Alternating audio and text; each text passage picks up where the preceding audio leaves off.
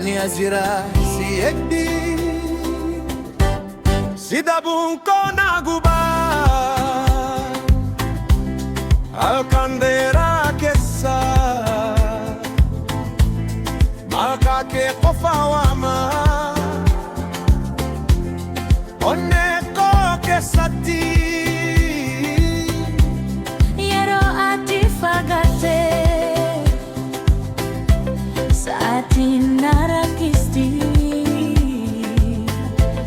ngaru abdi indisu guya toko ni debita